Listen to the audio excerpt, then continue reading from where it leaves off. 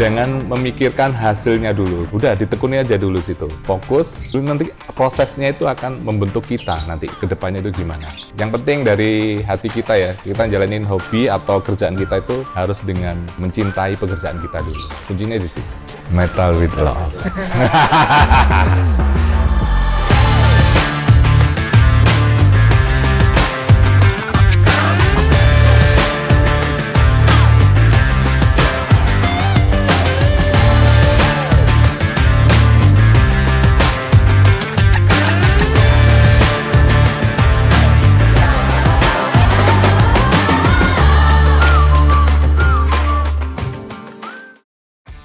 Halo, saya Bodas.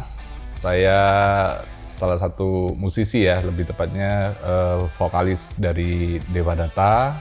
Dan sekarang kesibukan saya juga masih di yoga karena salah satu hobi mungkin dari kecil ya. Dari kecil sampai sekarang itu menjadi satu aktivitas saya sekarang. Jadi untuk beryoga dan bermusik.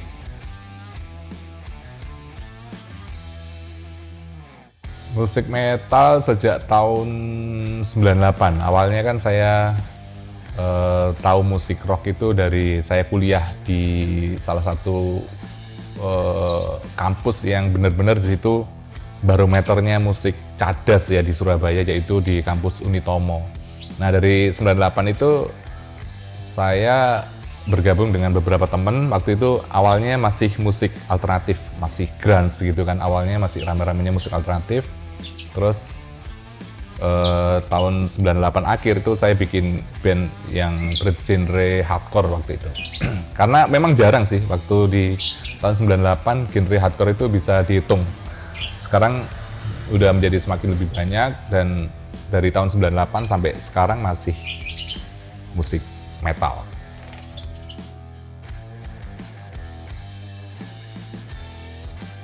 Yang berkesan dari konser luar negeri waktu itu di Malaysia ya tepatnya. Jadi waktu saya nyampe di Malaysia airportnya itu, saya kan bawa koper gede, itu isinya merchandise dari mulai CD, t-shirt, jaket, terus topi, itu ada labelnya, lupa saya potong. Terus waktu dibuka, loh, kamu mau jualan ya di Malaysia gitu? Oh enggak, ini mau saya bagian free, cuman saya lupa potong labelnya. Kalau mau ambil silakan gitu. Oh enggak usah, enggak jadi. Akhirnya saya minta satu CD aja, tak kasih 3. Waktu itu ada 3 orang migrasi, tak kasih, terus dia terima kasih, saya juga terima kasih bisa jualan di Malaysia. Kayak gitu. Yang berkesan itu sih waktu di Malaysia.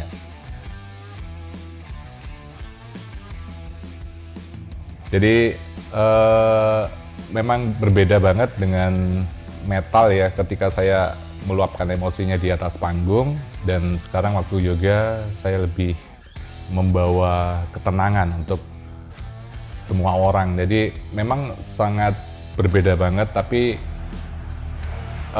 awalnya sih memang diawali dari ini ya, proses ketenangan dulu. Jadi saya juga mendalami beberapa kegiatan untuk meditasi dan untuk kegiatan belajar yoga juga. Jadi saya juga menekuni sertifikasi yoga waktu itu di Bali.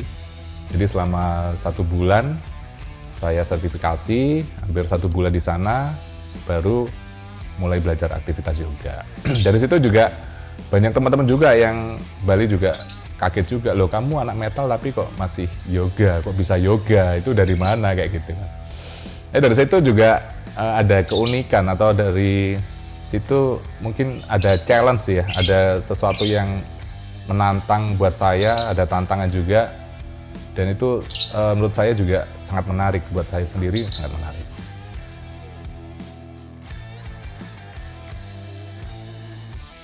Sebenarnya banyak teman-teman atau yang tahu Dewa Data dulu kayak gitu, terus loh Mas Bodas sekarang kok pindah yoga, terus mereka juga mungkin mencerna tapi dia nggak mau bertanya langsung, mungkin dia mengamati tapi nggak mau ngomong langsung, tapi cuman mungkin beberapa orang sih berangsurnya waktu lama-lama juga bisa terima atau bisa memahami juga. Oh ternyata Mas Bodas itu orangnya kayak gini, kayak gitu. Dulu memang terkenalnya sih yang orang lihat Bodas itu memang cadas atau yang sangar. Tapi dibalik itu juga lama-lama orang juga akan tahu, oh iya ternyata Bodas ini juga bisa yoga juga gitu, kayak gitu.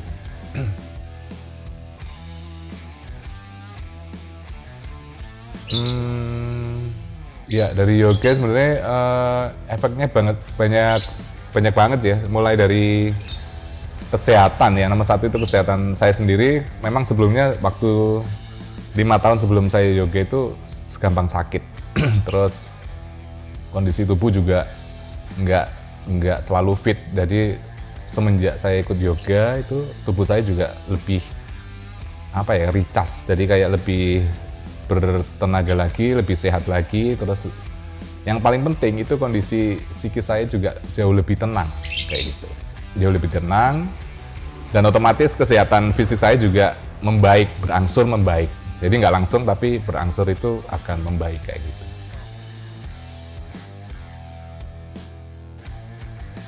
Jadi 2 tahun kemarin ketemu dengan si Kak Dika, bahasanya ada band, dia bikin satu kegiatan Yoga Marta. Waktu itu saya belum kenal, tapi saya kenal di salah satu sponsor waktu itu. Nah, salah satu sponsor itu bilang, loh ini loh ada yoga baru di Surabaya. Ininya salah satu trainernya itu Dika, ada band. Nah dari situ aku cuma lihat, loh yoga apa lagi nih, kayak gitu kan. Nah dari situ saya diajak ke sana, ketemu, kenalan sama Dika. Waktu itu saya juga gabung di Yoga Martanya, terus tepatnya 1 tahunan ya, itu ada bikin di kantor itu ada bikin salah satu label musik juga di Surabaya, namanya Astaswara. Nah dari Astaswara ini mengeluarkan beberapa produk, salah satunya sih ada band ya. Selama pandemi ini mengeluarkan single terus.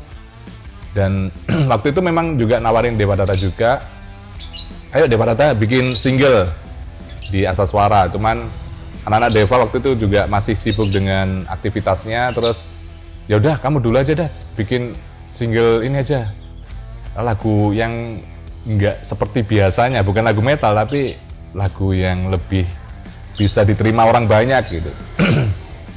Oh ya nggak apa, coba aja gitu. Waktu coba ya itu Kak Dika bikin musiknya yang berlatar belakang cerita saya waktu itu dan akhirnya ini. Jadi waktu dibikinkan musik, bagian musiknya juga dari Dika semua. Terus waktu itu saya juga belajar untuk ngisi vokalnya, dan waktu ketemunya ya di proses waktu recording sih. Jadi waktu recording saya cari karakter vokal yang pas di situ. Waduh, Pak, timbang sing mau wis setengahnya dhewe. Selamanya. Zaur.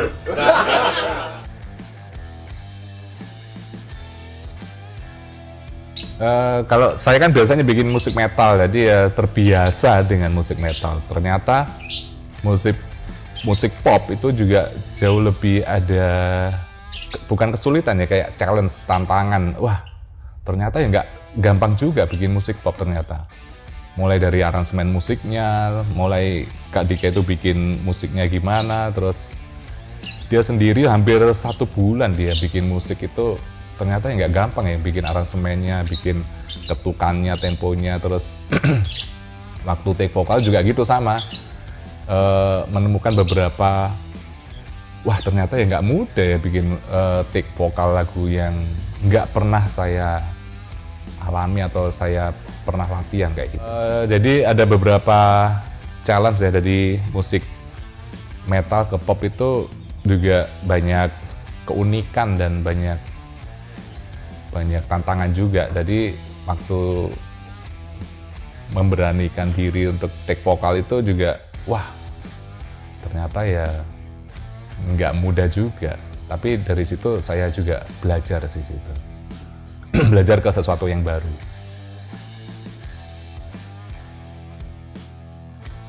Yang berkesan dari single dan akhirnya ini selain dari pembuatan proses video klipnya juga dari cerita ini ya, dari konten liriknya itu bercerita tentang flashback ke relationship saya kemarin.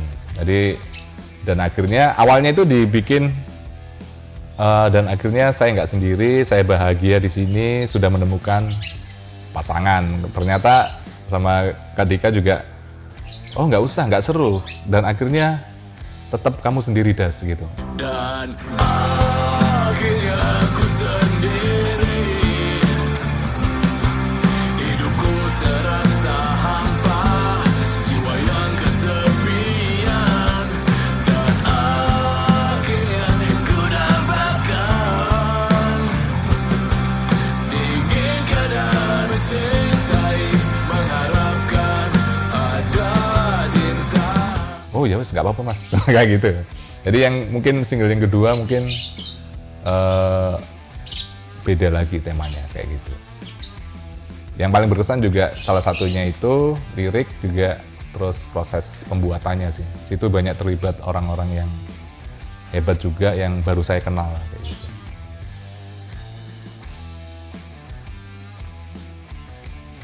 Kalau saya sih, menurut saya juga kalau selama bisa diterima orang banyak, dan yang kemarin kan belum ada berapa bulan ya, itu udah lumayan sih untuk yang review juga lumayan, responnya juga bagus. Mungkin ini kan aktivitas baru buat saya, jadi mungkin untuk program selama pandemi ini kita gimana caranya bisa bikin sesuatu yang kreatif gitu aja, yang bisa menghibur, entah itu bikin nanti kegiatan launchingnya gimana, nanti kita kolaborasi dengan beberapa temen. Yang saya cari bukan untuk jadi famousnya sih, bukan terkenalnya, tapi kebersamaan ini loh. Saya dengan orang-orang baru, itu saya senang. Jadi lingkungan baru, terus teman baru, terus link baru juga, itu membuat sama kayak kemarin Dewa Data juga gitu. Kalau saya stuck di sini, di dunia ini temennya cuman itu aja. Tapi kalau kita berani out of the box, jadi kita cari teman baru, itu kita lebih luas lagi, wawasannya itu lebih luas gitu. Nggak terkungkung di satu pakem aja kayak gitu.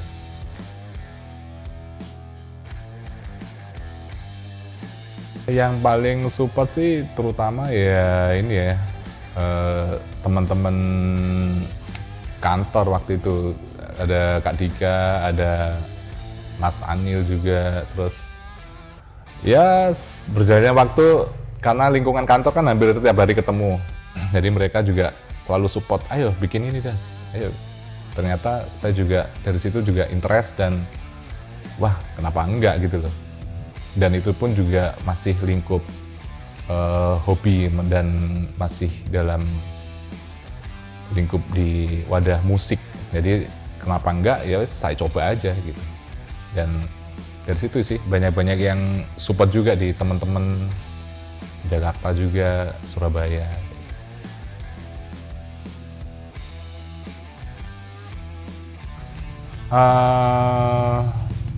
Yang pertama gitu.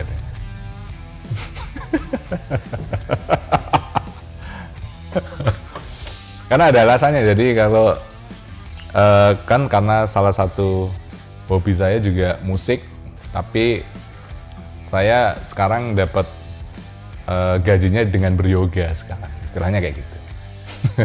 Jadi semuanya menjadi satu sih sebenarnya, nggak bisa dipilah sebenarnya. Tapi tetap saya bisa jalan dua-duanya dan sama-sama bisa menghasilkan buat saya. Sebenarnya itu.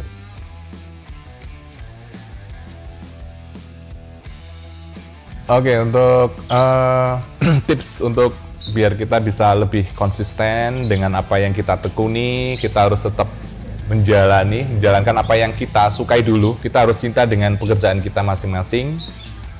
Jangan memikirkan hasilnya dulu. Kita harus bergerak itu, aku maunya jalan dengan cara seperti ini.